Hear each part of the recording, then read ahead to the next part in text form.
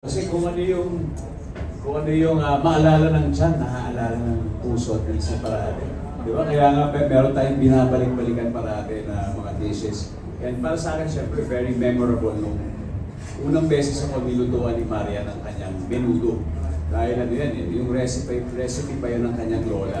So, napinente sa akin yung history ng kanyang menudo. Sabi ko, wow, napakasarap.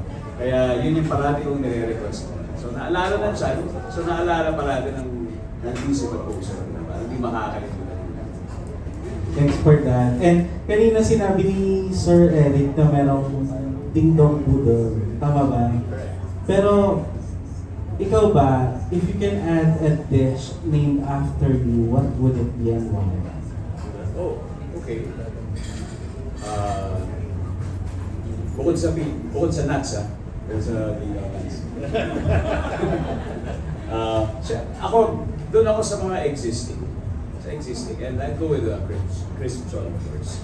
Crisp chol, dahil ano talaga yun, parang always, number one, signature siya. Pangalawa, it's good to share. Diba? Hindi mo lang isosolo. Kailangan meron kang kasama na kinakain siya.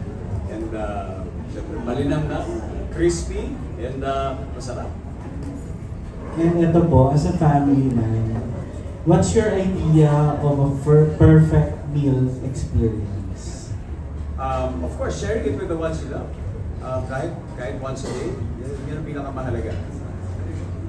Thank you po and congratulations. Of course, to the D family, good afternoon. Eric, Sir Ricky, and of course, Raymond. Hello.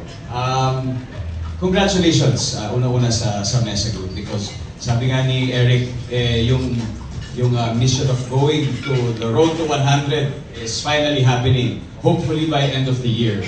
So, congratulations sa inyo dahil kung hindi dahil sa napakalupit at napakagaling na leadership, alam ko hindi mangyayari yan. Kaya, good job, great job, and I just want to say that I am so proud and so honored to be part of this brand. Dahil nung pagsama ko pa lang sa kanila, sometimes 6 years ago, talagang noon pa lang, talagang sobrang saya ko na makasama sa brand na ito. Much more ngayon na makasama sa milestone of reaching 100 stores by end of the year. Pero more importantly, para sa akin, mas special ang signing na ito dahil for me it also signifies officially my inclusion doon sa history ng Mesa as a brand. Dahil napag-usapan namin siguro a couple of years ago na kapag tama na yung opportunity, syempre, bilang proud ambassador, kailangan talagang meron talaga akong physical evidence na parte talaga ako ng Mesa. So, I just wanna announce and also tell everyone na I will soon be one of the proud partners of Branch 88 ng Mesa, which will be announced very, very soon kung saan yung location. So again, thank you for being with us and sa lahat ng mga tumatangkilik ng Mesa pagmula ngayon, nilaunch 15 years ago hanggang ngayon, sa lahat ng mga pamilyang Pilipino na nakakain na dito, masaya po kami na mas marami pa pong mga pamilya ang aming mararating, hindi lang sa Pilipinas, kung hindi pati na rin sa ibang bansa, dahil sa nabanggit kanina. I believe we will be present in Hawaii very, very soon. So yun, masaya-masaya lang po tayong lahat na talagang mas dumadami, mas lumalakas ang brand na ito at mas marami po tayong napapakain at napapasarap. Dahil may sasarap pa sa mesa, yan ang parating tinatanong. At siguro yun lang ay yung baso na ito. Yan ang masasarap sa mesa. So muli maraming salamat po sa inyo. Thank you so much, Sir Dingdong. And now we would like to hear words from no other than the CEO. Gusto mo bang maging hands-on? Gano'n ka hands-on sa pagtayo or pag-choose ng location? And kung anong mga gagawin mo para? So without getting into the details, parang syempre sila nang bahala na. Sila Eric, ang sa akin lang kasi yung school lang ng anak ko is located in a certain area. Sana malapit doon, mahanap natin. Para maging tambayan namin ni Maria din kapag naghahantay kami. Kasi alam na. Yun yung gusto namin talaga. May tambayan kami somewhere near the school. And if you may top of mind ka na tatlong recommendations mo, na favorite mo or na family mo when you're eating at home? Ay, Siyempre, napanood yung kanina yung question, hindi mawawala yan. Yung sweet, yung sweet parate, yung talaga super top. Yung rendang kasi. Nandiyan pa rin. Yan, yung rendang talaga. Ayan, all time favorite ko talaga. Thank you. Question ko is, nabanggit mo kanina, you're a food lover. Growing up, pwede mong i-share sa amin ano yung mga staple na nasa mga family gatherings nyo? Ano yung mga laging handa sa mesa every time na may special occasions? Growing up, ano yung pwede mo ikwento doon?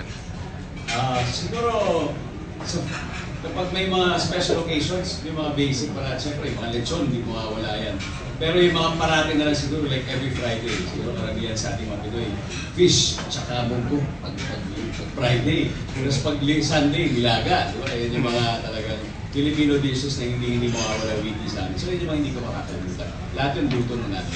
Okay, and next question is, kayo ni Marian as husband and wife, nagiging bonding nyo rin ba ang kitchen na magluto together or mag-bake? Sorry? Nagiging bonding nyo ba ni Marian sa kitchen na magluto or mag-bake together?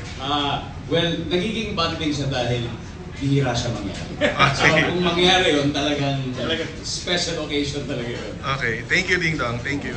Hashtag, may sasarap pa ba?